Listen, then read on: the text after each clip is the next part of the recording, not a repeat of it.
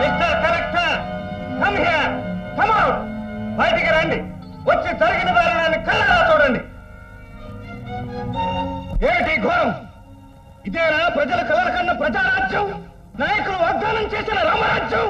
అహింసాయుతంగా గిట్టుబాటు ధర కోసం ఆందోళన చేయడానికి వచ్చిన రైతులకు బుల్లెట్లతో సమాధానం చెప్తారా? ఇదేనా ప్రజాస్వామ్యం ఇచ్చే తీర్పు? రమ్మనండి. వ్యవసాయ మంత్రిని బయటకు వచ్చి సమాధానం చెప్పమనండి. మిస్టర్ గోపి, ఉద్యమానికి నాయకత్వం వహించేటప్పుడు ఉద్యమకారుల మీద అధికారం కలిగి ఉండాలి. అవసరమైతే వాళ్ళని అదుపులో పెట్టుకోవాలి. వాళ్ళు అలా పేటరేగిపోతే మేమేం చేయగలం? సంఘ విద్రోహ శక్తులు చేసిన నేరానికి అమాయకులైన రైతులకు మీరు శిక్ష విధించారు. పరిస్థితులు మా చేతులు దాటాకే ఆ నిర్ణయం తీసుకోవాల్సి వచ్చింది. అసలు పరిస్థితిని ఇంతవరకు తీసుకొచ్చింది మీరు. ఇప్పుడు మీరు ప్రాణాలు తీసిన ఈ రైతులు పండించిన గుప్పెడ మెతుకులే రోజు మీ కడుపులు నింపుతున్నాయి. అది చాలక నెత్తురు కూడు కూడా తినాలని కొత్తగా కోరిక పుట్టిందా?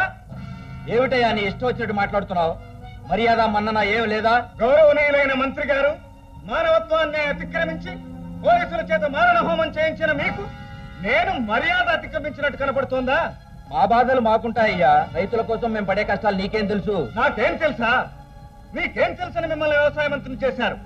మీరు పుట్టాక ఎప్పుడైనా అరకపట్టి చేను దున్నారా?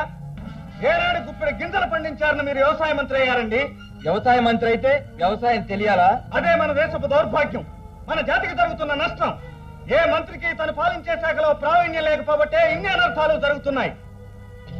మీ తుపాకీ గుళ్లకు బలైపోయిన ఈ రైతులు చేసిన నేరం ఏమిటి? ఇంటి ఇల్లాలి మంగళ సూత్రాలతో సహా తాకట్టు పెట్టి అధిక వడ్డీకి అప్పు తెచ్చి ఆకాశానికి నేల తల్లికి రోజు చేతులు జోడించి పండించిన పంటకు గిట్టుబాటు ధర ఇవ్వమని అడగటమే వాళ్ళు చేసిన తప్ప? చెప్పండి. వాళ్ళు పిచ్చి కుక్కల్లా రేచిపోతుంటే ఏం చేయమంటారు? Mister SP, don't lose your tongue. ప్రజలకు నిజంగానే పిచ్చి పడితే మీ పోలీసు బలగం ఆపగలరా? 18,000 ప్రజలకు ఒక్క పోలీసు చొప్పునున్నాడు ఈ రాష్ట్రంలో. నిజంగా మేమే హింసకు దిగితే మీరు అణచగలరా?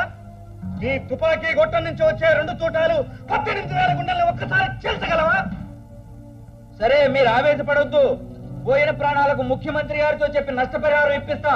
నష్టపరిహారం ఇప్పిస్తారా? ఎవరికి? ఎవరికి మంత్రి గారు? 5వ తనం పోగొట్టుకున్న ఇల్లాలకి ఎన్ని లక్షలు ఖర్చు పెడితే మీరు ఆమె సౌభాగ్యాన్ని కొనిపెట్టగలరు? ఎన్ని కోట్ల రూపాయలు ఖర్చు పెడితే అనాథులైన బిడ్డలకు తండ్రి ప్రేమను మీరు కొనిపెట్టగలరు? రేట్లు నిర్ణయించే హక్కు కేంద్ర ప్రభుత్వం తన చేతిలో పెట్టుకుంది. మీరేమో మా మీదకి వచ్చి సమాధానం చెప్పమంటే మేమేం చెప్పగలం? మీరు చెప్పలేరా? నేను చెప్తాను. ఈ రోజు నుంచి ఈ తాలూకాలో ఉన్న ఏ రైతు తను పండించిన పంటను ప్రభుత్వానికి ఇవ్వడం, ఏ మిల్లు ఓనర్కి పిడికెడు ధాన్యాన్ని అప్పచెప్పడం, మధ్యలో ఉన్న దళారీలను కాలదన్ని మేమే గడప గడపకి వీధి వీధికి తిరిగి మేం పండించిన పంటను అమ్ముకుంటాం. సరైన ధర లభించక, పెట్టిన పెట్టుబడి తిరిగి రాక, దిక్కు దోచక భిక్షగాళ్ళ ఈ ప్రభుత్వాధికారుల ద్వారాల ముందు యాచించడం కంటే అన్నపూర్ణాన్ని పేరు తెచ్చుకున్న ఈ రాష్ట్రంలో ఇంటి ఇంటికి తిరిగి వినియోగదారుడికి రైతే తన కష్టాన్ని అమ్ముకోవటం మేలని నిరూపిస్తాను. ఈ మా చర్యను మీరు అడ్డుకుంటే మా నిర్ణయమే ఒక ఉద్యమంగా మారి ఈ తాలూకా నుంచి జిల్లాకి, జిల్లా నుంచి రాష్ట్రానికి, రాష్ట్రం నుంచి కేంద్రానికి చేరి మీ ప్రభుత్వ యంత్రాంగాన్ని స్తంభింపజేసి రైతు కలలకనే ప్రజారాజ్యాన్ని స్థాపిస్తుంది.